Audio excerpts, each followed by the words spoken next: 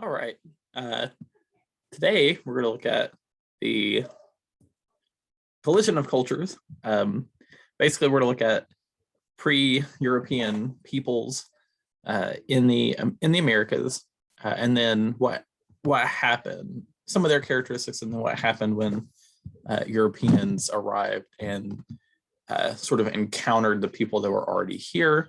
If I can, there we go. Get this going here. All right. Now the first thing, so normally if we're in class, we'll go through some questions to consider. These are just some things to sort of think about. Ask yourself these questions, try to answer them amongst yourself. See what you think. And then we're going to go through and talk about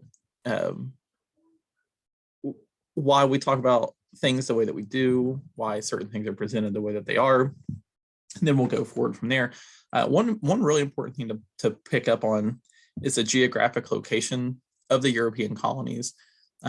First, with the Spanish colonies, right? The Spanish colonies coming in Central and South America and part of North America. But that's really important because Spain gets over here sort of first and builds like the first sort of European empire over here.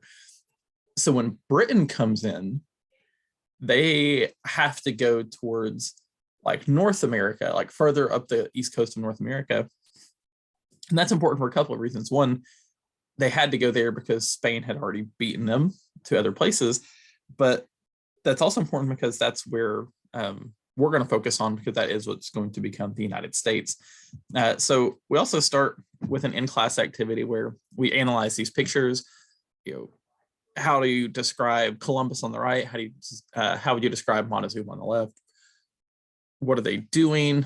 What do you think they might have been in terms of like a position in their culture? What are some similarities between the two? So notice the style of dress. Notice some similarities, like they're both wearing headgear. They both are people. They both have clothing on, but there are some differences. Like you can see more of Montezuma's torso. Columbus has way more clothing, way more layers of clothing on. They have different styles of headdress. So it's important to try to visualize the cultures that we're talking about, and to also acknowledge that one isn't better than the other, right? Now that's important for a couple of reasons. One, Europe encountered indigenous peoples and just assumed that their culture was better, right? That was their operating premise, when in fact indigenous peoples had pretty sophisticated cultures in their own ways. In some way, some of their cultural traits were more sophisticated than what was coming out of Europe in some areas. So that's sort of our starting visual point here for talking about the people that were here and the people that came from Europe and later in the sort of 1500s. But when we're talking about the earliest inhabitants, we're looking at the Clovis people. I'm going to pull a map up here. The standing theory that describes where most of the indigenous people in the Americas came from rests on the Bering Strait and Beringia, a land bridge basically between the western tip of Russia and the eastern tip of Alaska. If you go up there now, that is submerged. That land is underwater now. But at the time, 8 to 10, 12,000 years ago, people could migrate over here. And at that point, people were migrating. They were hunting, they were gathering, they weren't setting up towns and farms and things like that. We were still mostly a people that migrated and followed food sources. And so that led people over here to Alaska, and then, or what is now Alaska. And then from there, down the coast, down through part of North America. And you can see that here. You've got land migration down into what is now the United States, and then throughout from east to west, to the west coast to the east coast. You get some arrivals along the coast, right? And if you see here, I'll move this back up here. a lot of these people would arrive and then migrate to other areas. Now, the coastal route is actually a little bit older than the strictly overland route. There is some evidence that there was boat arrival into the Americas, early boat arrival. You also have some evidence that down in Central and South America that there was some early ocean travel from parts of Asia into those areas as well. You also get the possible migrations from Europe via boat travel, especially you get closer into like the 500s, 1000s. You have the Vikings coming over, but that's much later than a lot of the overland travel here, and it is earlier than what Columbus and some of the other European travel is going to be. So there's a lot of migration here, but for our purposes, once people stop migrating and start setting up farms and communities and stop having to rely on hunting and gathering for their food sources, they're able to establish and start growing their own sort of cultures and customs, and that's where these things come from. So when we're looking at the indigenous cultures here in the Americas, we're going to break it up, right? You've got South and Central America, tended to be really large, elaborate cultures, empires, the most famous of which probably the Aztecs, but you also have the Incas, the Mayans, a bunch of different groups there. But these empires were marked with shared cultural traits, social structures, religious structures. They had really advanced architecture.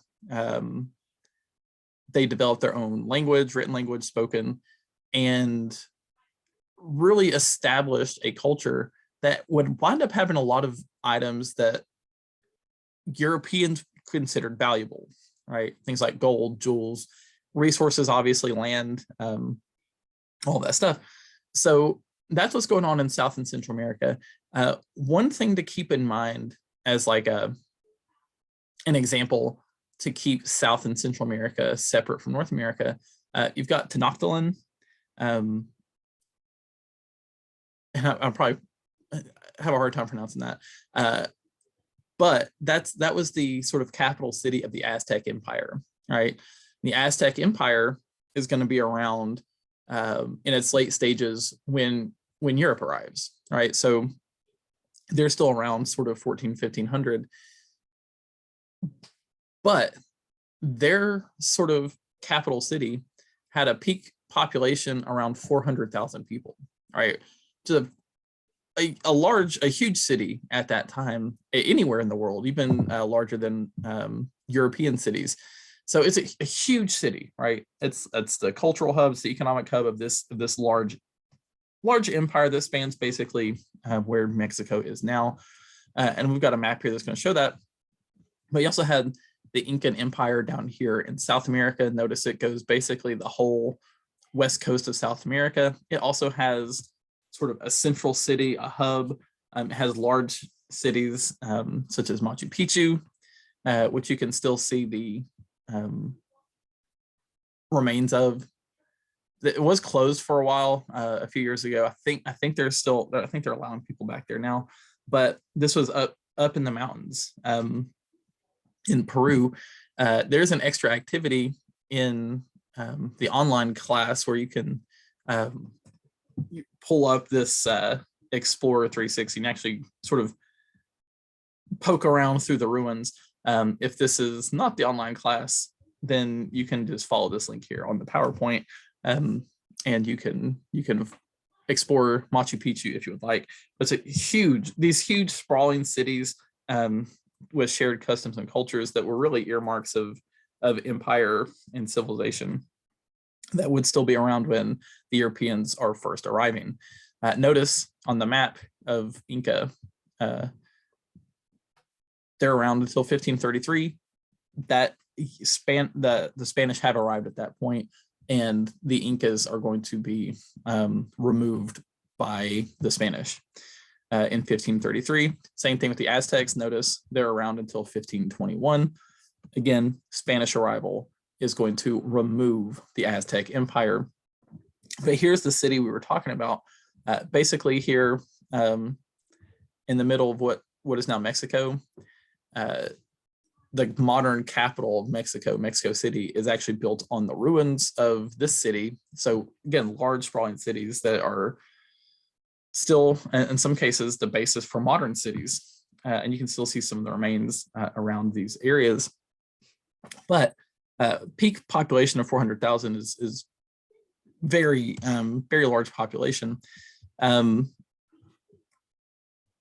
This is going to be some of the stuff that the Europeans are going to encounter.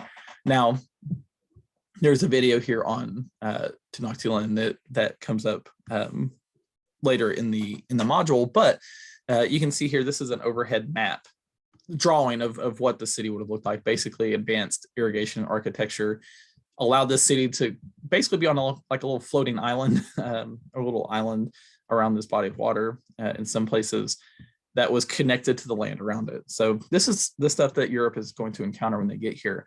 So let's compare South and Central America to North America. Now that's gonna be really important because North America is going to be the groups that we're focusing on in this course, because again, that's the groups that Britain and then the United States are going to be dealing with. In North America, you have large groups. You definitely have groups defined by shared customs and cultures and traits, often defined more by their geography more than some sort of shared, empire trait like you have with the Aztecs or the Incas.